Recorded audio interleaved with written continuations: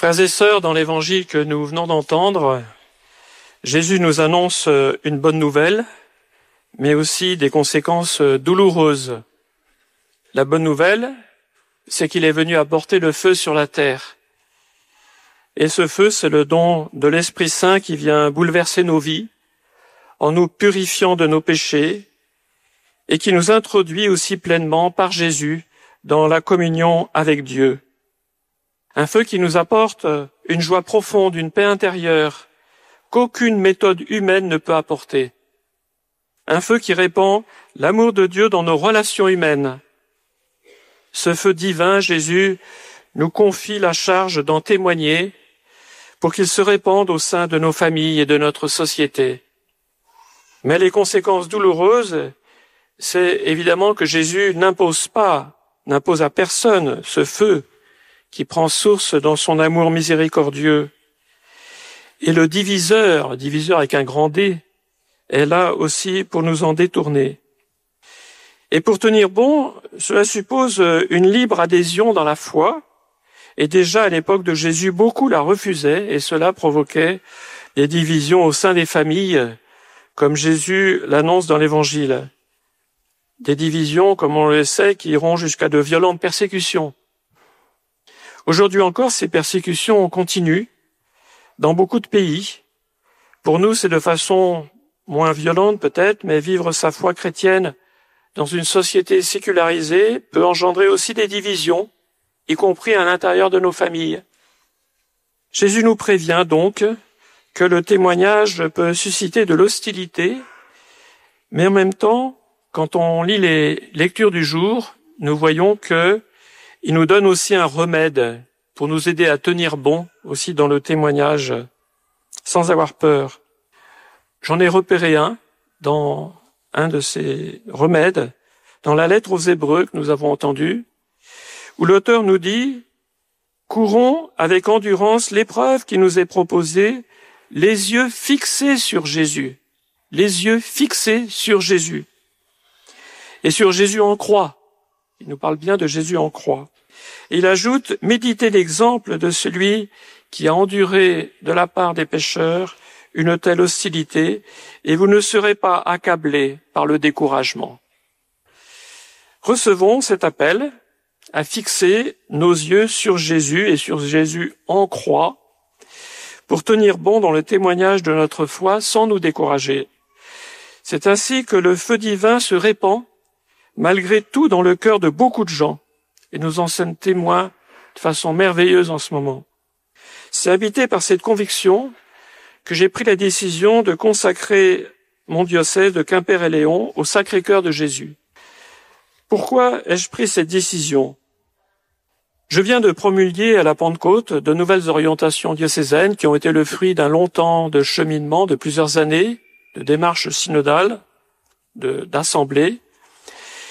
Ces orientations doivent nous aider à avancer dans notre transformation missionnaire qui est si nécessaire aujourd'hui dans le contexte actuel. Cependant, rien ne pourra se faire si la mise en œuvre de ces orientations ne s'accompagne pas d'une conversion personnelle et communautaire, afin de mettre l'amour du cœur de Jésus au centre de toutes nos initiatives pastorales. Cette dévotion au Sacré-Cœur de Jésus peut paraître à certains un peu désuète dans le contexte actuel, mais il n'en est rien.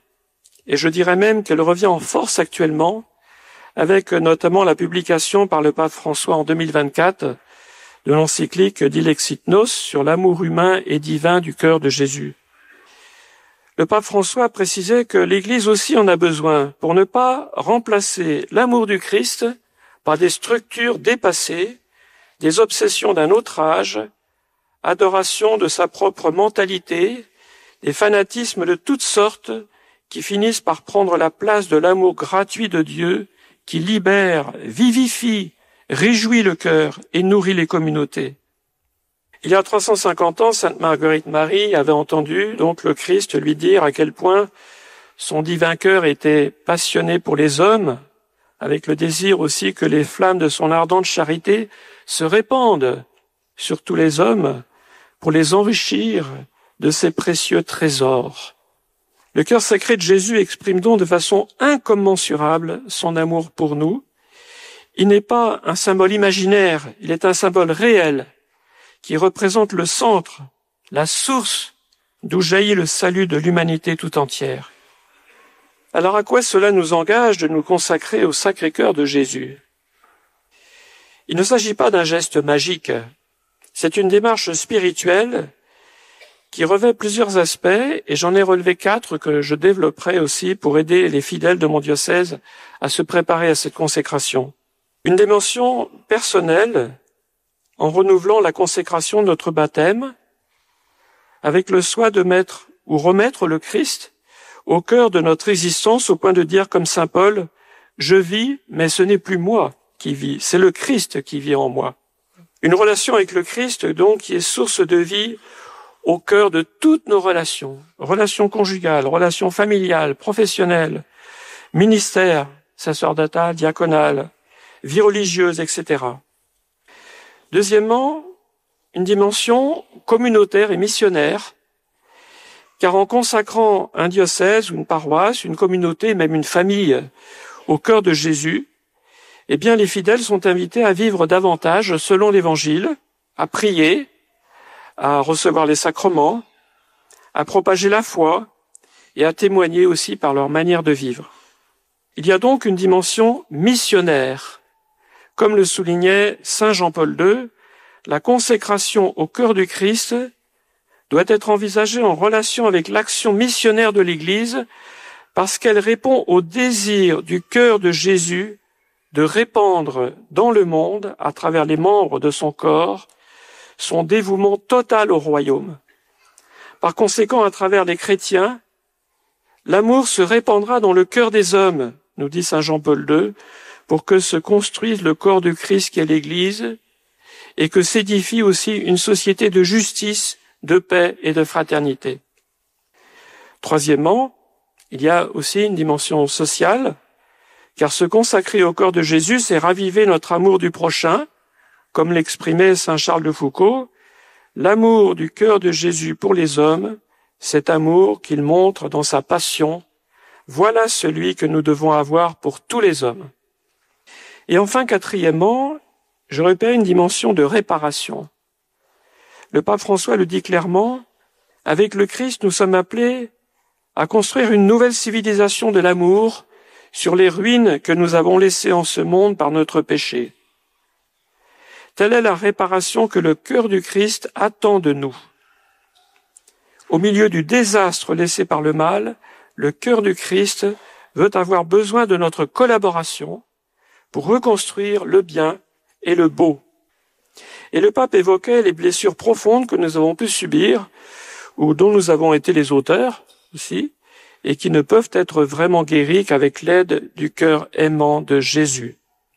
Et là aussi, je cite le pape, la réparation chrétienne ne peut être comprise uniquement comme un ensemble d'œuvres extérieures, bien qu'indispensables et parfois admirables.